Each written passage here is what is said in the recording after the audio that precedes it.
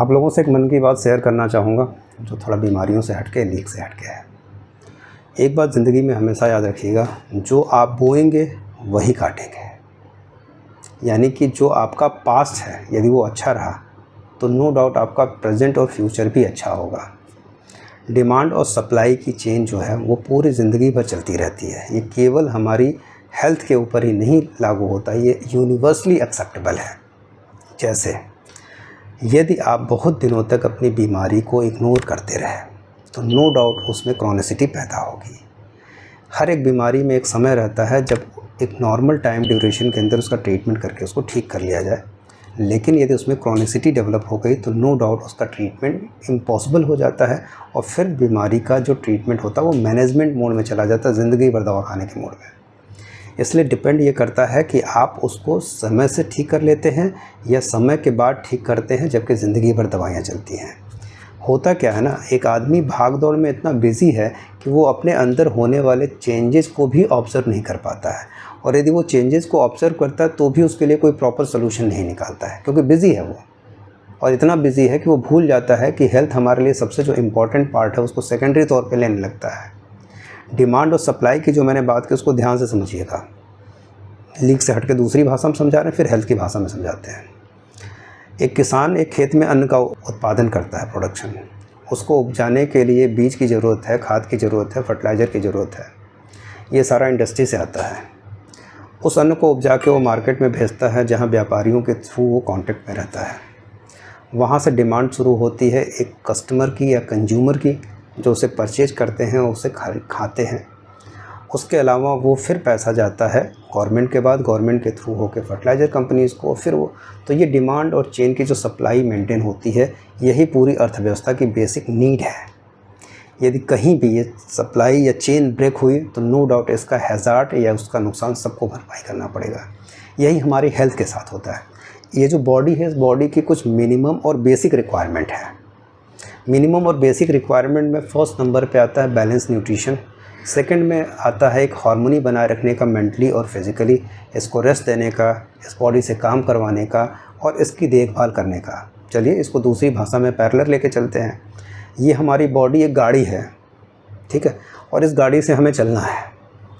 नई गाड़ी होगी, यंग एज है तो गाड़ी को मिस हैंडल करेंगे तो भी गाड़ी चलती रहेगी इनिशियल एज में, लेकिन वो गाड़ी लंबे दिनों तक सर्वाइव करेगी और चलती रहेगी बिना ज़्यादा खून पिए, यानी कि ज़्यादा मेंटेनेंस के, जिसका आप समय समय पे ख्याल रखते रहेंगे। समय पे इस गाड़ी की सर्विसिंग करवाते रहिए। इस बॉडी रूपी गाड़ी की बात कर रहे हैं हम।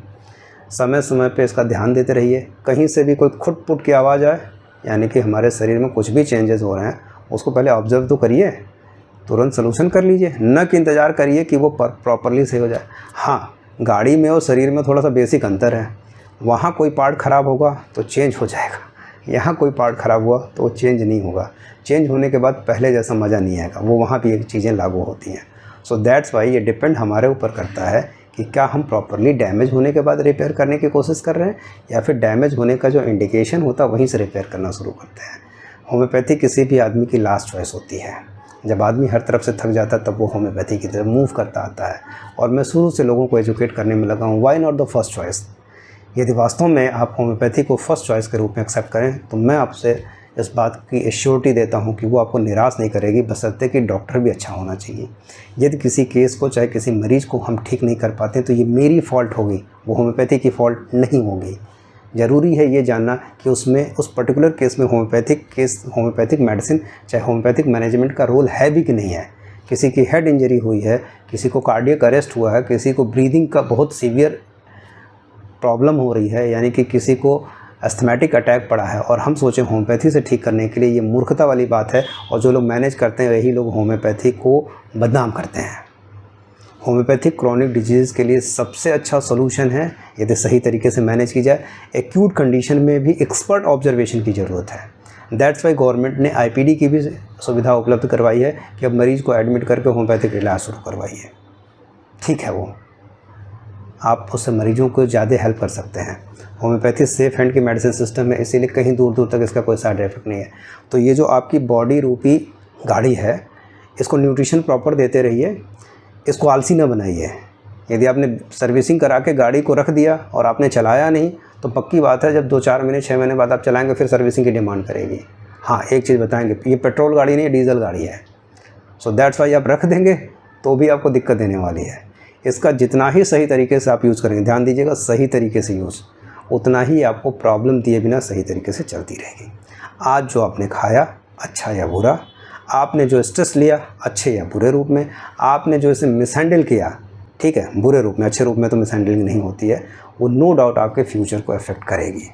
So that's why it is a very necessary thing if you want to improve your general health condition then you become physically, mentally and socially a well-being condition। Harmony बनाए रखिए, समय समय पे ध्यान देते रहिए। दवाइयों की बाद में ज़रूरत होती है, पहले इन्वेस्टिगेशन तो करवाइए। तो ख़ास करके वो लोग जो 40 साल की उम्र क्रॉस कर रहे हैं वो लोग हर 6 महीने पर अपना पूरा प्रोफाइल करवाएं, ये देखने के लिए कि अंदर कुछ गड़बड़ी तो नहीं हो रही। क्यों? क्योंकि ये तो पक्की बात है, आप इतनी ज़्यादा भाग दौड़ में हैं कि आप अपना ध्यान नहीं रख रहे हैं। यदि रखते तो फिर क्यों आप बीमार होते हैं, और शायद हमारी ये वीडियो देखने की आपको ज़रूरत भी नहीं पड़ती। सो दैट्स वाई सबसे इंपॉर्टेंट चीज़ है समय समय पे इन्वेस्टिगेशन करवाना, क्योंकि डीपर पैथोलॉजी कुछ ऐसी होती है जो तुरंत नहीं मालूम चलती हैं। वो नॉर्मल ब्लड इन्वेस्टिगेशन और बाकी जो भी ऑर्गेनिक इन्वेस्टिगेशन होती है उससे मालूम चल जाती है। कोई भी दिक्कत होती है तो शॉर्टर ड्यूरेशन के ट्रीटमेंट लेने में कोई हर्ज नहीं है, और बिलीव मी, होम्योपैथी को फर्स्ट प्रेफरेंस दीजिए, वो आपको कभी निराश नहीं करेगी। Thank you very much. Doctor Atul Kumar Singh, निरामय होम्योपैथी से।